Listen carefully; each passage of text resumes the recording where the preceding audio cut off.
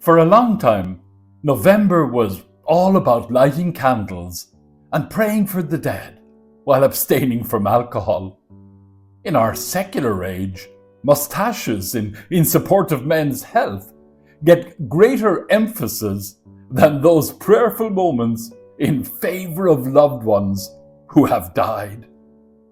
This Sunday is All Souls' Day, a feast of memory and hope where our departed loved ones are not forgotten shadow figures, but part of the grand sweep of God's will.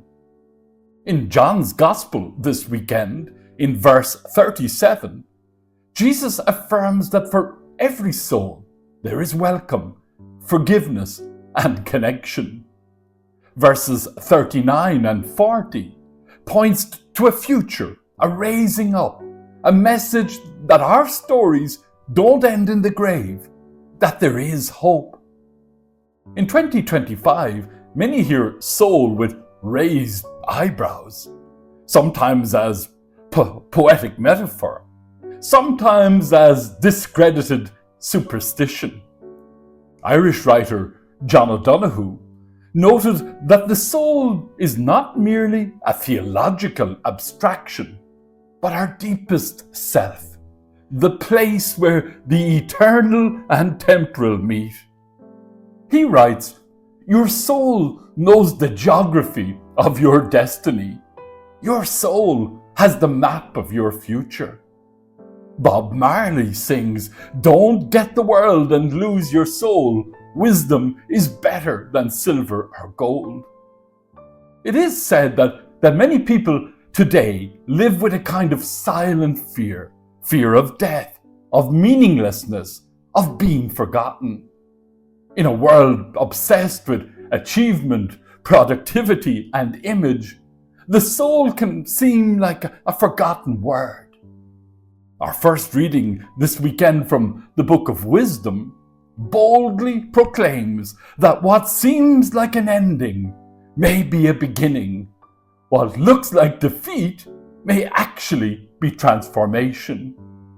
In today's language, this means that the soul is not bound by appearances, that our deepest self essence is not destroyed by death, or by pain, or by failure, that there is something within us that is untouchable, eternal, and beloved.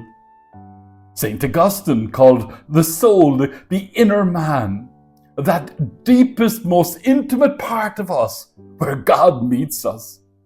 American philosopher Dallas Willard described the soul as that dimension of the person that interrelates all other parts, heart, mind, body, into one life. Our weekend psalm is number 23. The Lord is my shepherd. Few texts in human history have comforted and sustained more people than Psalm 23. Whether whispered at a bedside, recited in grief, or prayed in solitude, its words reach the deepest parts of us. Psalm 23 is not just poetry, it's soul language. It speaks not to the intellect alone, but to the core of our being, our soul. In just 6 verses, the psalm covers life, suffering, guidance, restoration, death, and eternal belonging. The whole terrain of human and spiritual experience. It helps us identify with the assertion that dying is not a defeat, it is a final passage into the house of God.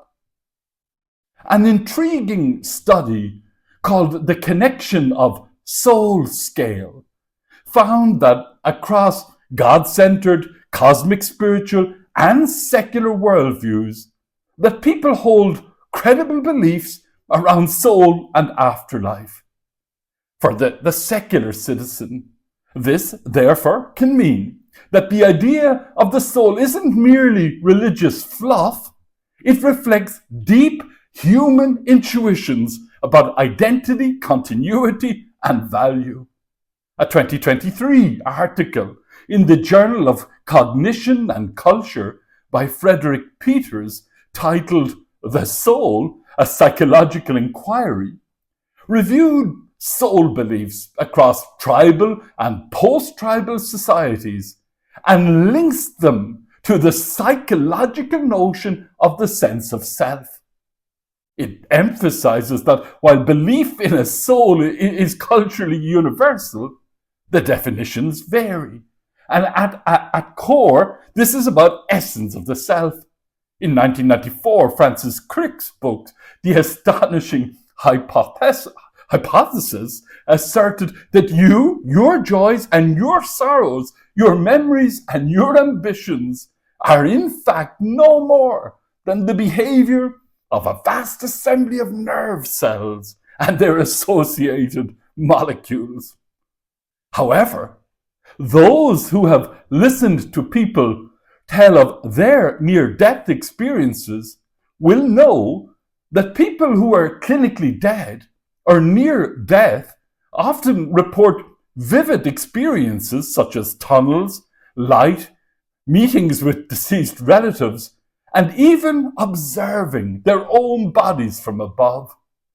Dr. Sam Parnia, in his 2014 study titled Aware, found evidence of verifiable out-of-body perception during cardiac arrest.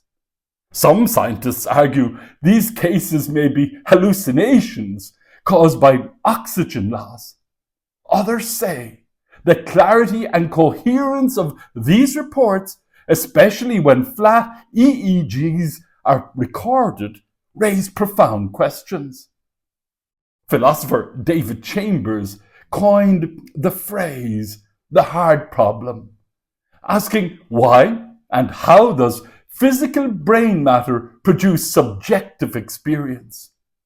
Despite decades of neuroscience, no theory fully explains how neurons firing give rise to the feeling of being you. This gap has led some scientists and philosophers to argue that consciousness may be non-local, that is, not entirely bound to the physical brain. In the end, the question of the soul bridges science, philosophy, and personal experience. Science may not yet be able to fully detect or define a soul, but it's also not able to rule it out. John O'Donohue reasoned that all holiness is about learning to hear the voice of your own soul. It is always there, and the more deeply you learn to listen, the greater surprises and discoveries that will unfold. This wisdom from O'Donohue helps us on this day to remember those who have gone before us. It inspires us to commit spiritually to live not just for ourselves, but in memory of others and in hope for them. Amen.